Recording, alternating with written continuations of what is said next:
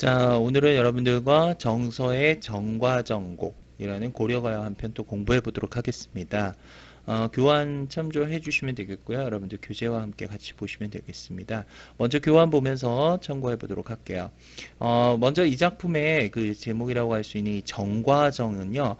정과정곡의 작품의 작가가 바로 누굽니까? 정서죠. 그렇죠. 이 정서의 호가 과정이라고 해요. 이게 정서의 호예요, 호. 그러면 정은 뭐냐? 앞에 자신의 성씨죠. 이름은 정이고, 성은 정이고, 이름은 서가 되겠죠. 이 정서의 호가 과정이라는 데서 이제 유래해서 정과정이라는 이름이 붙게 됐는데요.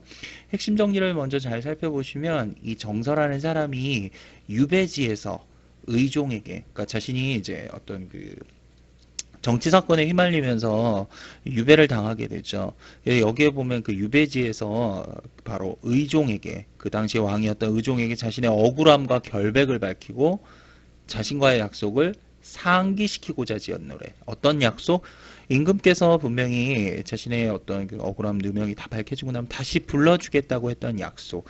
그 약속을 지키길 바랬지만 아무리 시간이 지나고 세월이 흘러도 의종에겐 소식이 없는 거예요. 그런 의종에 대해서 한편으로는 나와의 약속을 잊으셨습니까? 다시 돌이키시어 날 다시 불러주세요. 라는 그런 간절한 소망이 담겨져 있는 작품이라고 이야기할 수 있습니다. 우선 갈래를 보시면 여기 좀 독특하죠. 고려 가요는 가요인데 앞에 향각의 고려 가요란 말이 있어요. 향각의 통의 고려 가요라고? 이게 왜 향각의 고려 가요지? 라고 할 텐데 여러분들 이 마지막에 작품에 아소, 이 작품의 맨 마지막 보면 아소니마 할 때 이 아소라는 말이 들어가죠. 이게 우리 향가 19채 향가에서 낙구라고 그래서 아으 그래서 이 낙구가 나오는데요. 이 낙구의 감탄사라고 할 수 있는데 이 낙구의 감탄사는요, 바로 향가의 잔재, 향가의 모습이 드러난다. 향가의 잔영이라고 할 수 있죠. 요거 때문에 아소라는 요 말 때문에 바로 향가의 잔영이다. 그래서 향각의 고려가요로 볼 수 있고요.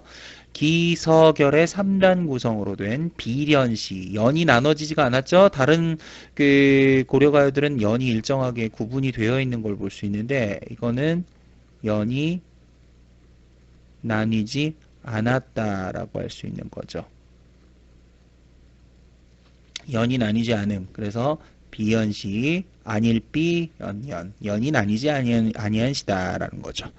그 결구에는 또 감탄사 방금 얘기했던 아소니마 할 때 요 아소라는 게 쓰였다는 거 선생님 얘기했었죠.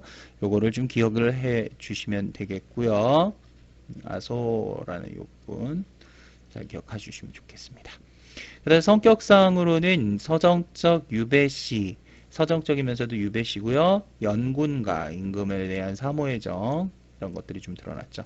가장 중요한 건 자신의 결백 호소, 그 다음에 임금을 향한 변함없는 충절. 이런 걸 우리가 임금에 대한 변함없는 충절을 다른 말로 여기 나온 것처럼 충신연주지사라고 해요. 또는 연군가라고도 하고요. 임금을 향한 변함없는 충절이 바로 충신연주지사. 그래서 유배문학과 충신연주지사의 가장 근원이 되는 그런 작품이다. 이게 나중에 이제 정철의 삼인곡이나 송민곡으로 계승이 되게 되죠. 이건 가사 작품인데요. 아직 여러분들 잘 모르시죠? 이 삼인곡과 송민곡은 역시 그 작가 정철이 임금에 대한 사모의 정을 담아서 부른 노래라고 해요. 나중에 자세하게 다룰 때 다시 한번 좀 자세하게 좀 다루면서 정리를 해드릴 겁니다. 우선은 이런 것이 있다 정도만 알아주시면 되겠고요. 한글로 전하는 고려가요 가운데 작가가 밝혀진 유일한 노래다. 다른 것들은 대부분 다 작자 미상이었죠. 그러나 이 정과정은 바로 작자가 밝혀진 유일한 노래라는 거. 출제는 아깝게 범위 되겠습니다. 자, 그럼 본문 올라가서 살펴보도록 하겠습니다. 본문 보시죠. 자, 정과정. 내 님을 그리자와 운이다니. 내 님을 그리워하여 울더니 내가 님을 그리워하여 울었다. 자, 여기에 이 님. 이 님은 누굽니까? 바로 임금이라고 얘기할 수 있죠. 정확하게는 고려의 의종. 이게 고려 시대 때 노래니까. 그리자와 운이다니 내 님을 그리워하여 울더니 얼마나 보고 싶었으면 울기까지 했대요. 자, 여기에서 임과 이별한 화자의 슬픔이 드러났죠. 임과 이별한 화자의 슬픔이 배어 있다라고 할 수 있습니다. 산 접동새난 나와 난 이스타요이다. 산에서 오는 접동세, 소적세와 내가 비슷합니다. 라고 하고 있죠. 자, 여기서 산 접동세 할 때 이 접동세가 바로 두 가지의 의미를 좀 가진다고 이야기할 수 있는데요. 바로 첫 번째는 정한, 한의 이미지를 담고 있어요. 정한의 이미지, 마음정 한한, 마음속에 품은 정한의 이미지를 한다면 두 번째는 바로 감정이입의 대상, 손에서 오는 서쪽새의 그러한 모습과 나의 모습이 비슷하다라고 할 수 있죠. 그 다음에 세 번째 이런 거 뭐예요? 너와 내 처지가 비슷하구나 라고 하는 거니까 바로 동병상련의 같은 처지의 사람끼리 불쌍해요. 그런 어떤 이미지들이 드러나 있다. 이 접동세에는 그래서 정한의 이미지, 감정이입의 대상, 동병상련 이런 것들 기억해 주시면 좋겠습니다.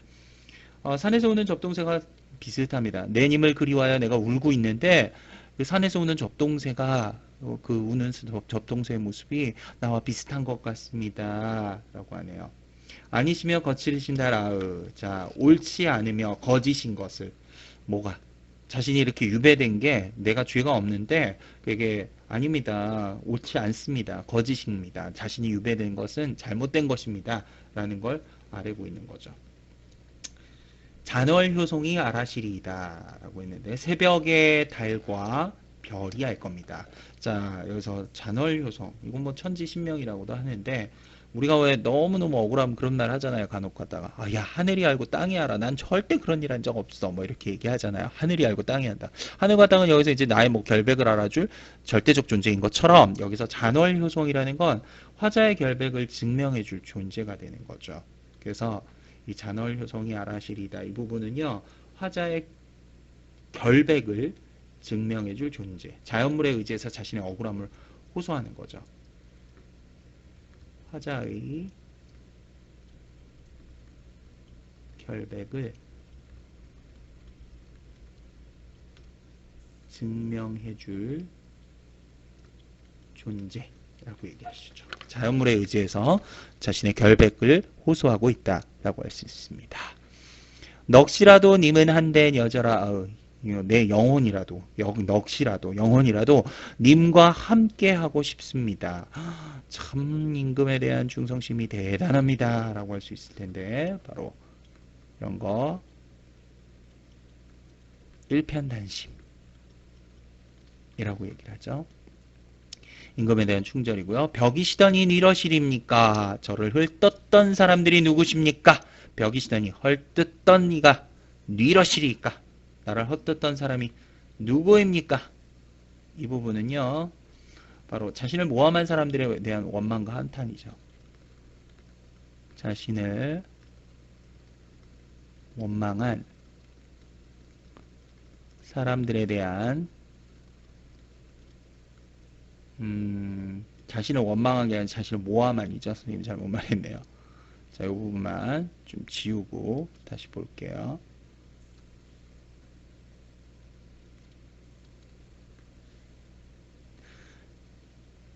자신을 모함한 사람들에 대한 원망, 바로 원망과 한탄이 들어가 있다.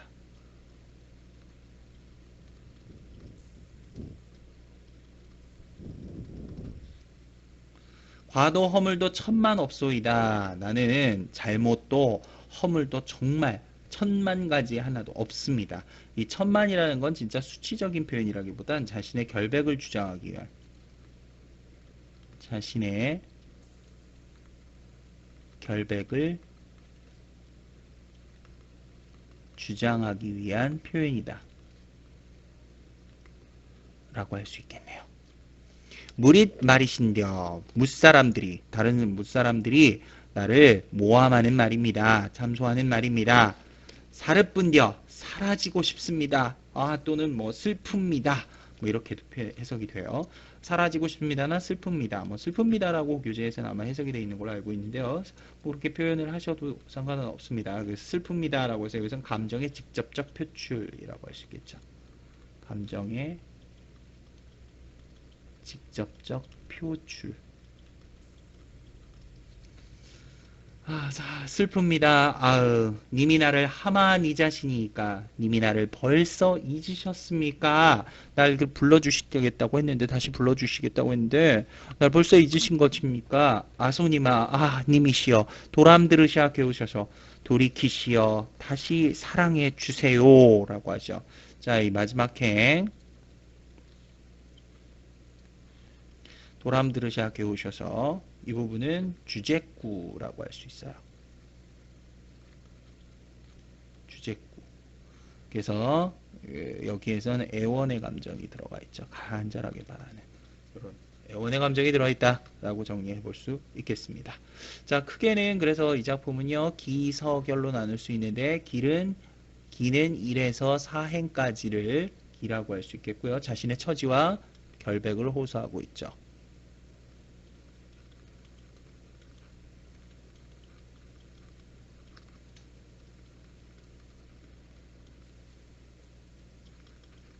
서는 5에서 9행을 이야기하는 것으로요.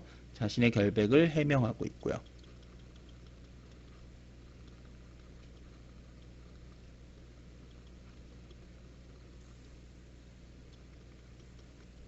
마지막 결 부분에서는요. 10에서 11행 부분이죠. 임에 대한 애원.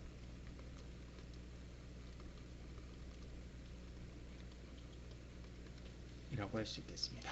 자, 이렇게 문단별로 정리를 해볼 수 있겠습니다. 자, 여기까지입니다. 여러분들 복습 열심히 하시고요. 자, 내용 요거 잘 살펴보시고요. 그 문제들도 꼼꼼하게 한번 잘 풀어서 오시기를 바라겠습니다. 자, 여기까지입니다.